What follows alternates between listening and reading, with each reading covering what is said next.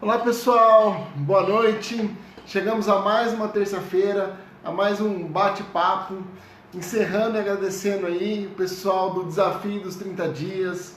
Como ainda restaram algumas questões que eu já elenquei aqui para a gente fazer esse bate-papo hoje, eu vou manter o compromisso com vocês de todas as terças-feiras, às 19 horas, fazer um bate-papo sobre educação financeira, sobre comportamento, PNL, coaching, inteligência emocional e tudo mais que eu puder contribuir para a sua evolução. O pessoal está chegando aí já, Isabel. Hoje o formato vamos continuar respondendo perguntas. Caso você tenha a sua dúvida, pode colocar aqui nos comentários, eu já vou respondendo, a gente já vai interagindo. E eu não gosto de muitas delongas, então eu já vou começar, ok? Uma das questões que me enviaram aqui é: o que é neuroeconomia? O pessoal da Cooperem presente aqui. Bruna, aquele abraço, recebi o material de vocês hoje, ficou lindo. É que não ficou aqui à mostra, mas gratidão, me senti muito representado e muito honrado fazer parte daquele material. Perguntaram para mim o que dentre as questões, o que é neurofinanças. Bom, na verdade, a base da neurociência foi quando alguns cientistas começaram a colocar alguns eletrodos para entender como as informações reagiam no cérebro humano. Então descobriu que tem áreas do cérebro que quando você compra, ele é mais estimulado.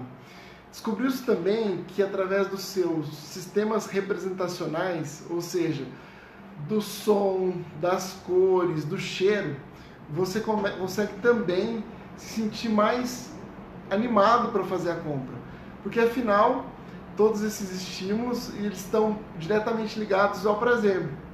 E quando você coloca isso dentro do seu produto, ou quando você está indo fazer a sua compra, gastar o seu dinheiro e é estimulado para ter esse consumo, de forma a que o seu cérebro entenda que ali existe prazer, a probabilidade que você compre é muito maior. Então, trocando em miúdos, tá? Eu fui um pouco técnico aqui. O marketing usa isso de forma brilhantemente. Ou seja, quando a gente vai estudar marketing e compreende um pouco de neuroeconomia, a gente sabe também que a mulher no ato do consumo ela é mais criativa e o homem é mais racional.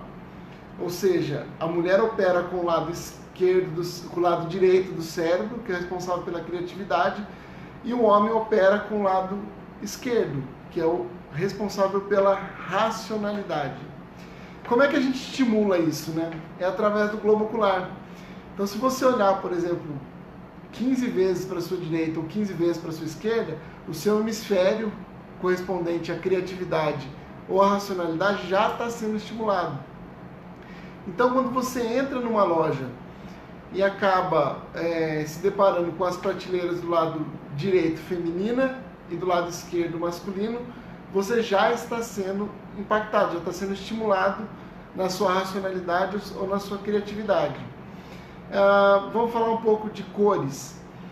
Por muitos anos, a gente estudava na faculdade, quando eu fiz marketing, por exemplo, a gente aprendeu o significado do vermelho e do amarelo, que são as grandes redes de fast food, vermelho e amarelo. A base da comunicação deles era em cima dessas cores. Hoje, a base da comunicação das grandes redes de fast food migrou do vermelho ao amarelo, que o amarelo ele é a cor que mais estimula, que abre o apetite, estimula a fome, e o vermelho é a atenção, ou seja, venha, coma e vai embora rápido. Agora, a nova comunicação ela é baseada no verde e no marrom. Por quê? São cores que remetem à natureza. O marrom é terra e o verde são as árvores, são as plantas, é a vegetação.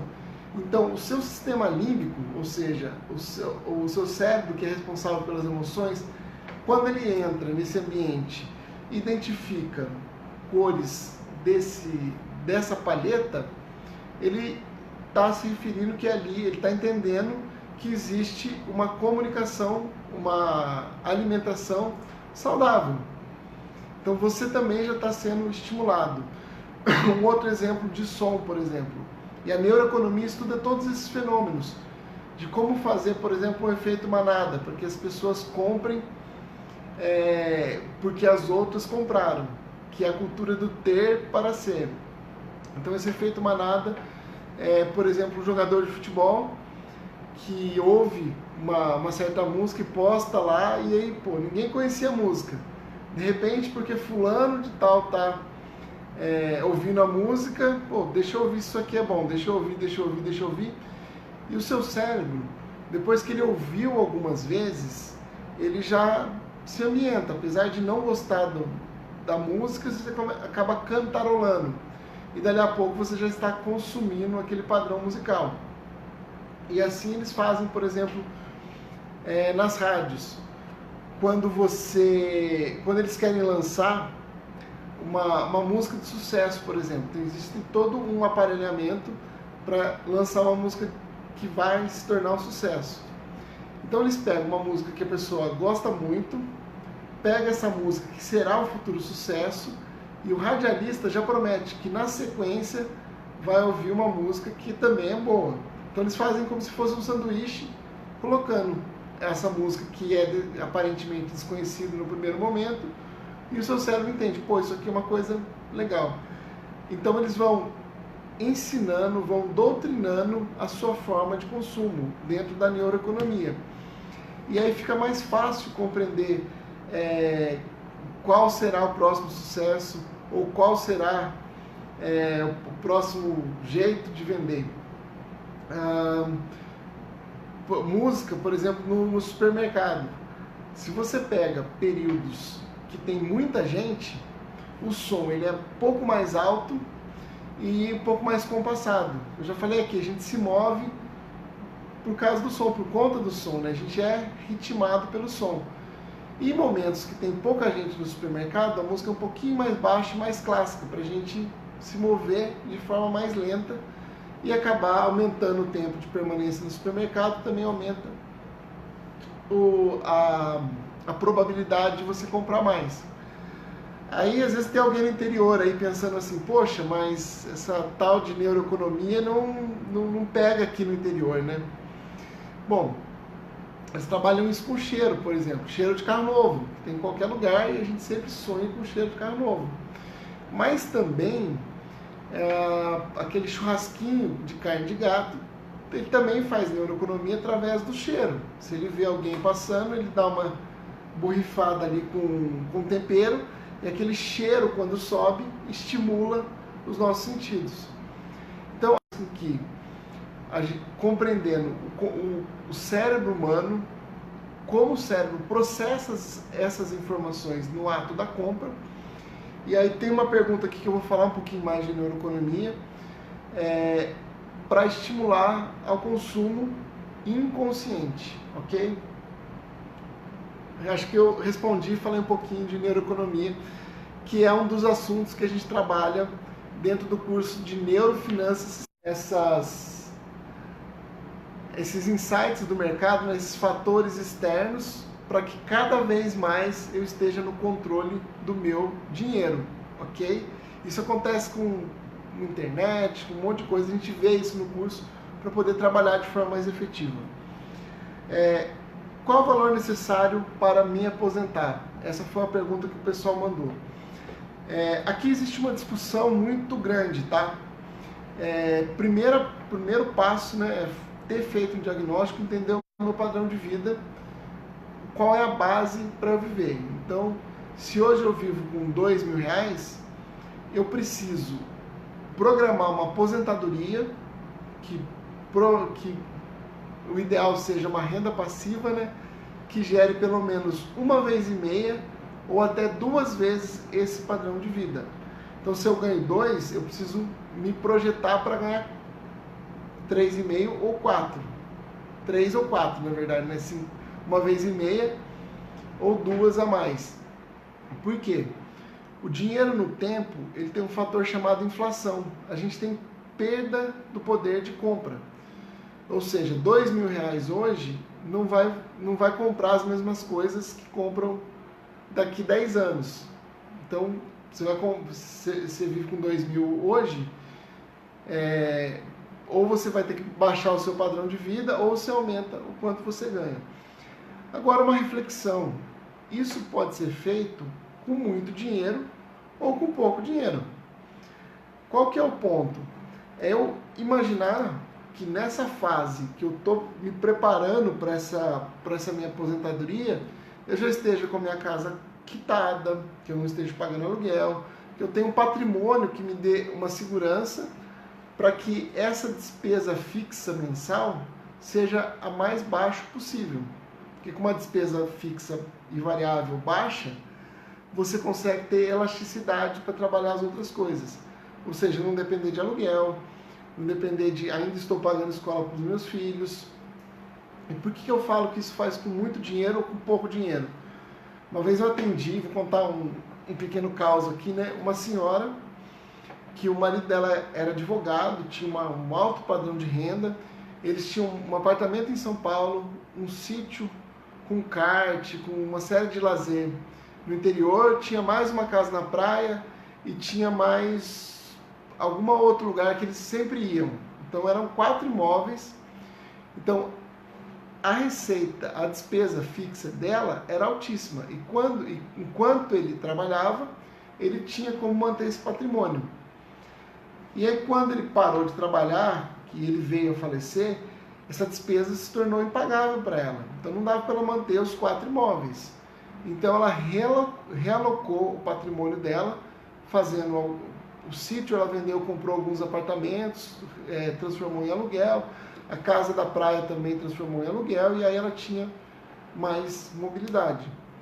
Assim como tem pessoas que têm imóveis aqui nos grandes centros, alugam e vão morar no interior, porque com o valor de um imóvel aqui, você aluga um tão bom quanto no interior, às vezes até melhor, e ainda sobra um pouco de dinheiro.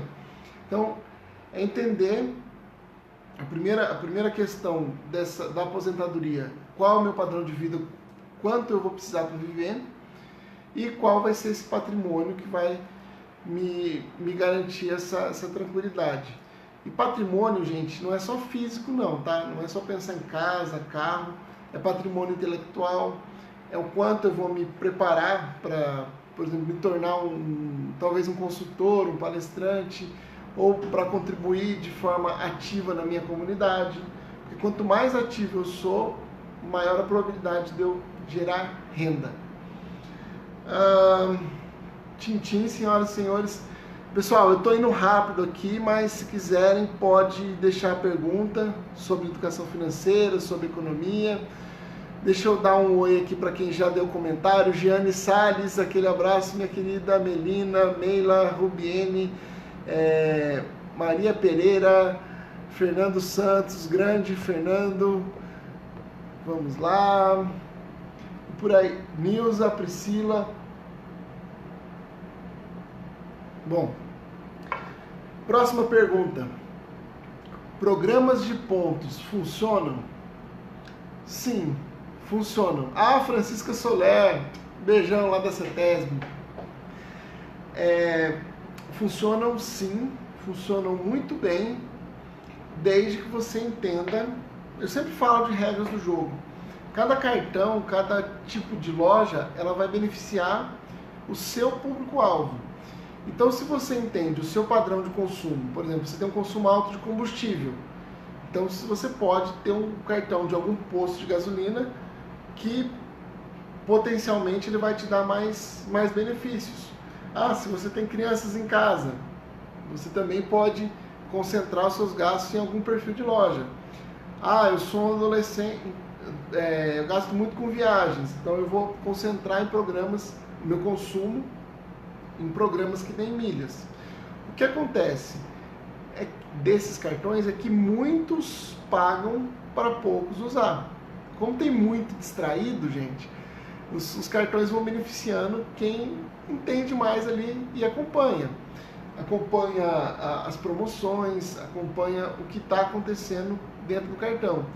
E às vezes é legal juntar mais pontos e trocar por uma coisa melhor, do que Dernival, direto de Olinda, Pernambuco. Dernival, sou louco para te visitar e qualquer hora eu vou baixar em Pernambuco, fazer uma palestra e tomar uma cerveja junto, tá bom? Então, eles funcionam bem, mas eu preciso entender o meu perfil e o que está acontecendo. Tem muita gente que diz o seguinte: eu não pago anuidade no cartão. E aí, muitos cartões que não têm anuidade também não tem programa de pontos. E aí acontece o seguinte: você precisa ver o quanto você está gastando. Jovina, aquele abraço também. Você precisa ver quanto você está girando no cartão, porque às vezes compensa você pagar um pouquinho, ter um perfil que gere pontos, e aí você consegue ganhar viagem, ganhar coisas para casa. Eu não vou citar marcas aqui, mas tem programas de, por exemplo, no consumo do seu celular. Tem operadoras que você pode ir em teatro, pode ir em show. No consumo do seu cartão de crédito, você pode comprar coisas para casa. No consumo do seu combustível, você não precisa nem ter o cartão, você pode só dar o seu CPF e ter pontos. Então, quanto mais você conhece, mais retorno você tem. Mais uma pergunta cascuda aqui: o que é psicologia econômica?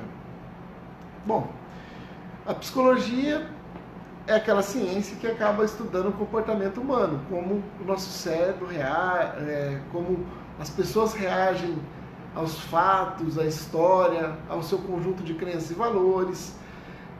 Isso é grosso modo. Mas a psicologia econômica, ela acabou estudando esses comportamentos em relação ao dinheiro e criando alguns arquétipos, ou seja, as máscaras que as pessoas utilizam para quando estão trabalhando o seu dinheiro. Então, alguns exemplos assim: tem gente que quando está em casa com os filhos, com a criança, é todo amoroso, e aí todo o dinheiro que pega acaba presenteando, se acolhendo, porque ela nesse momento está usando o dinheiro como ferramenta de troca, por carinho, por emoção, por aceitação, às vezes moeda de troca para eliminar a culpa de passar pouco tempo com a criança, entendeu? Que é o comportamento em relação ao dinheiro. E às vezes a pessoa, quando vai para o trabalho, é do tipo guerreiro. Então é resultado, eu trabalho, eu que bato meta sempre, e aí se o meu amigo vem pedir ajuda, eu até ajudo, mas eu preciso ficar. Mas se ele não for de muita batalha, de muito embate, eu tiro ele de cena e continuo ali com foco no meu dinheiro, com foco na minha produtividade.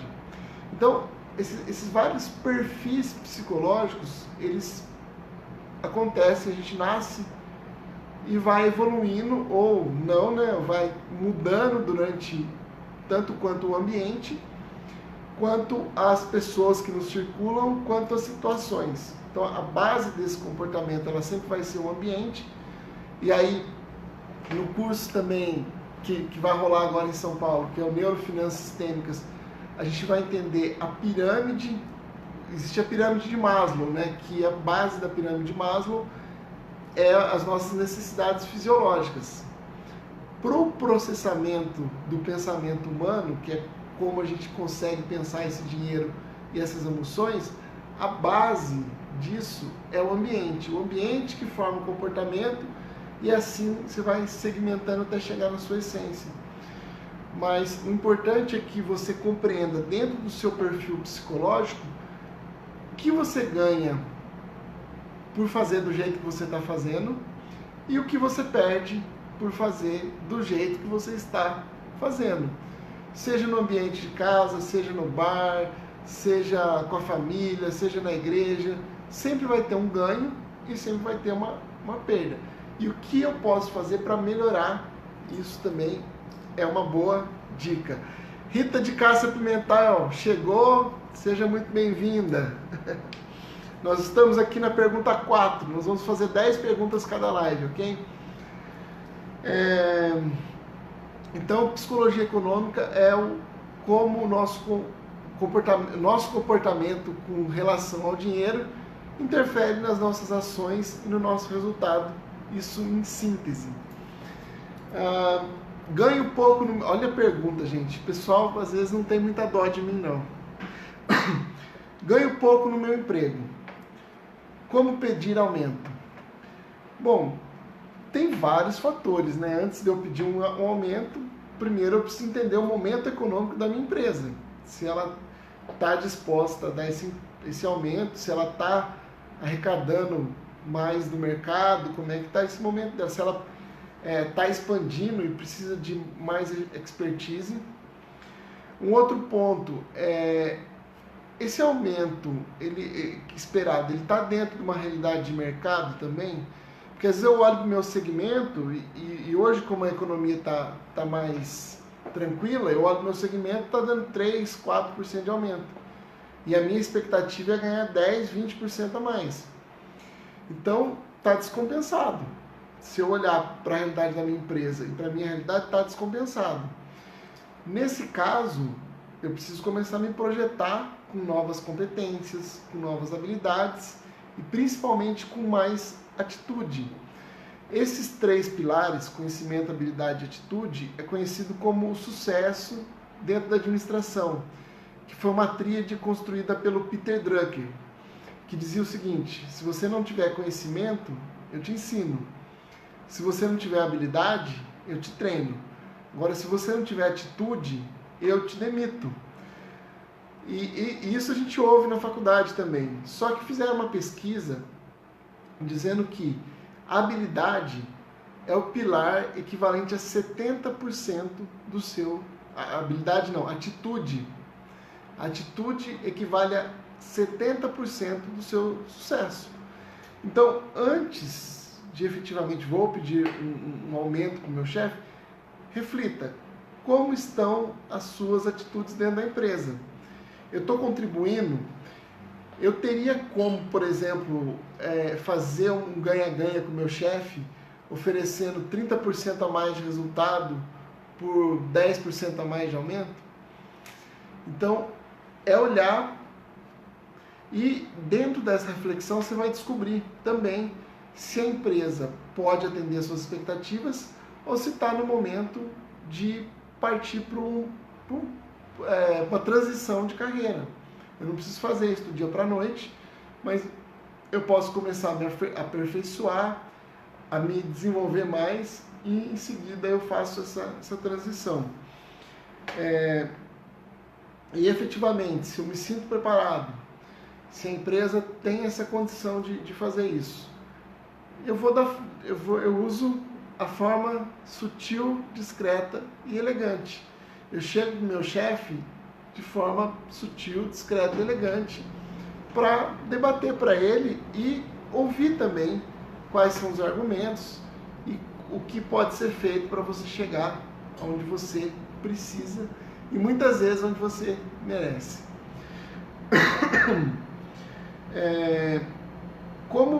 Nossa, mais uma aqui, hein?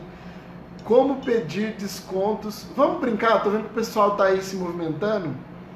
Alguém teria dicas de descontos para compartilhar com a gente aí na timeline? Dicas de desconto. Porque a pergunta é: como pedir descontos de forma efetiva? Óbvio que cada um vai ter ali um jeitinho. Os homens às vezes são um pouco mais duros, as mulheres são um pouco mais amenas, são mais simpáticas. Bom, o desconto, e aí eu vou esperar que vocês se manifestem aí, mas é o seguinte: o desconto ele começa antes do desconto.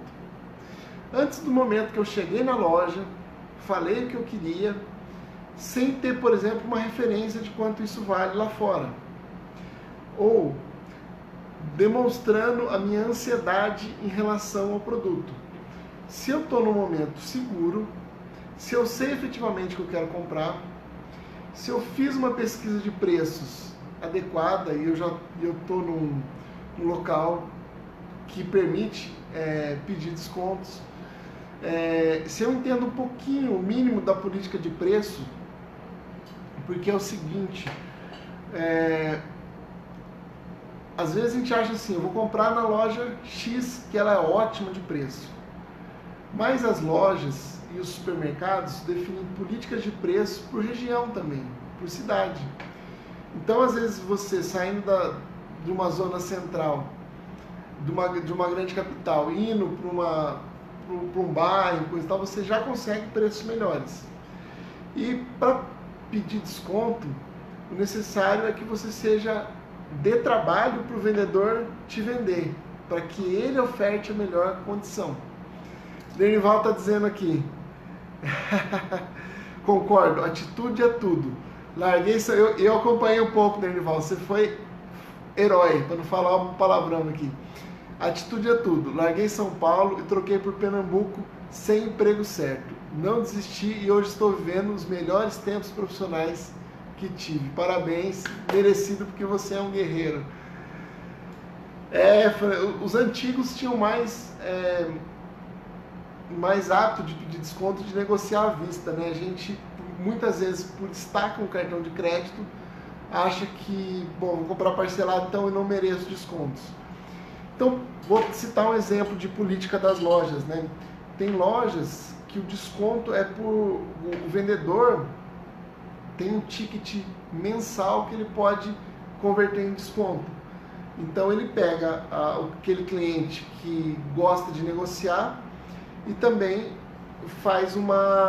e aí ele oferta uma parte desse desconto. Então, eu sou vendedor da loja X, tem R$2.000 que eu posso ofertar em várias negociações durante o mês. Então, aquele cliente que mais for participativo, que fizer uma negociação mais adequada, é para onde ele vai direcionar. Seja firme com o vendedor também. Diga, eu vim hoje para fechar negócio. Porque tem muita gente que fala assim, eu estou só olhando. Estou só olhando. Esse estou só olhando, o vendedor já ouviu tantas vezes que ele vai deixar você passar. Quando você diz, hoje eu vim para fechar negócio, você ativa o filtro dele. E ele precisa sim fazer o seu melhor. Deixa eu ler aqui o da Bruna Pires, que também é uma educadora financeira, minha amiga. Costumo pesquisar antes e sempre peço descontos. O não eu já tenho, isso é verdade, o não a gente sempre já tem. Esse final de semana eu comprei um item de 42 por R$35 pedindo desconto.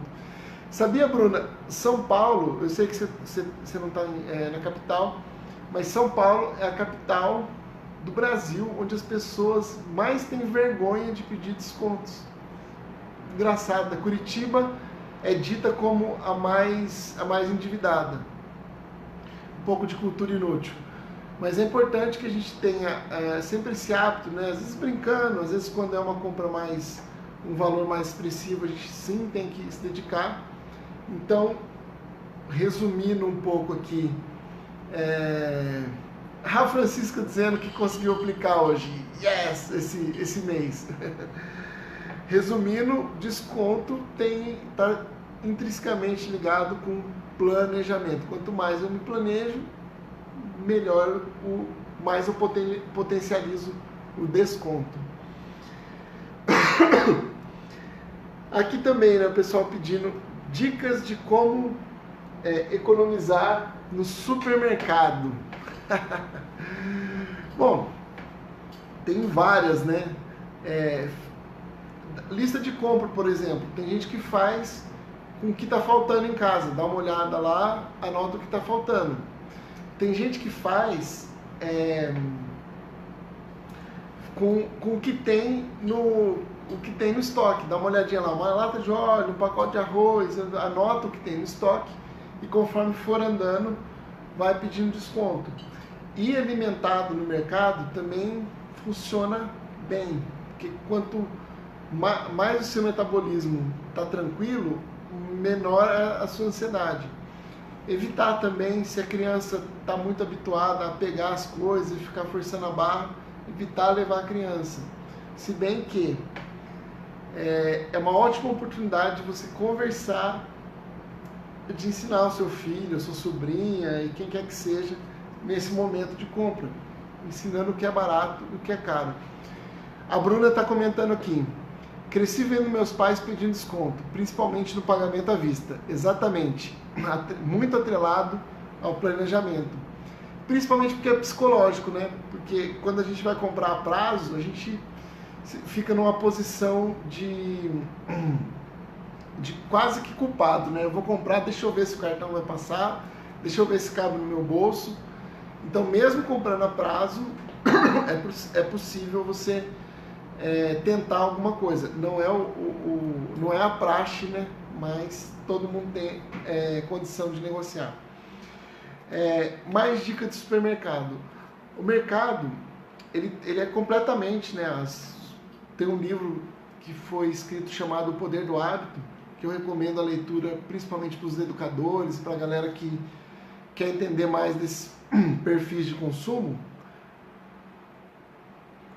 que é o seguinte: ele é planejado para que você acabe comprando outras coisas além do essencial. Então, se você começa a andar no mercado e vai olhar um eletrônico, vai olhar alguma outra coisa, a probabilidade de você se sentir tentado é muito maior. Então, vai um pouco mais rápido, já vai direto na gôndola que você precisa, tenha mapeado o mercado, você vê que eles não são tão parecidos, que é para o cliente quebrar um pouco o padrão e se perder um pouquinho. O piso de mercado e de shopping é um piso um tanto quanto escorregadio, que é para você se movimentar um pouco mais devagar. Os produtos, isso é neuroeconomia, né? A gente começou falando disso e voltou um pouquinho. Os produtos de criança ficam à altura mais baixa, né? Para que eles alcancem. Os produtos com maior margem de lucro para os mercados estão à altura dos olhos. Então, se você olhar um pouquinho mais para baixo, você vai entender que ali pode ter uma opção mais barata. E assim por diante, tem bastante dica. Vamos seguir em frente aqui com os nossos com as nossas perguntas enviadas pelo pessoal. Próxima. É possível ter prazer guardando dinheiro? A resposta é sim, desde que você queira. Desde que tenha um sonho maior, porque o que é poupar? É evitar um consumo imediato em troca de um bem maior. É eu compreender que hoje eu estou tirando o meu cafezinho, ou estou tirando o refrigerante, ou estou deixando de fazer um passeio, que amanhã eu tenho algo muito maior. E como a gente trabalha com programação neurolinguística, a gente pode deixar isso muito mais interessante, criando âncoras, você tendo as imagens daquilo que você quer conquistar, você se sentindo estimulado, fazendo algo que realmente seja importante para você. Então, só que antes disso, é preciso que você crie o hábito de se pagar. Então, o primeiro mês, vou sentir assim que aquele dinheiro está dando, será que eu vou conseguir? Segundo mês que eu estou poupando, vamos lá. Terceiro mês. Então, você coloca aquilo como um desafio. A princípio, o seu cérebro, o seu modelo mental vai te trazendo para o padrão antigo, e à medida que você compreende esse bem maior, você consegue fazer isso de forma mais satisfatória. A gente tem várias ferramentas que eu vou passar, a gente vai vivenciar isso no curso. A galera que vai participar do Neurofinanças Sistêmicas vai entender um pouco mais, mas o princípio é: entenda qual é o benefício maior. Uma outra pergunta: o que é finanças sistêmicas? Bom, aparentemente, muita gente acha que o nosso cérebro trabalha de maneira binária, ou seja, 0 e 1, certo ou errado, quero ou não quero, hoje eu vou, hoje eu não vou, compro ou não compro. E isso é um pensamento totalmente cartesiano e muitas vezes está atrelado com o nosso cérebro, com o nosso neocórtex, que é responsável por aquele direita, esquerda e coisa e tal. Só que quem rege, quem toca a banda do nosso cérebro é o nosso cérebro reptiliano, ou o nosso cérebro, o nosso sistema límbico, que é regido pelas emoções.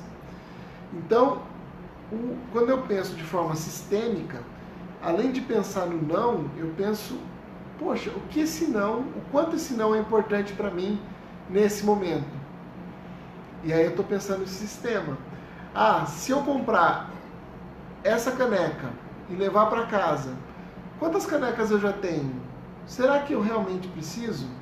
Eu me faço aquelas perguntas, por exemplo, eu quero, eu posso, eu preciso, eu mereço, eu devo.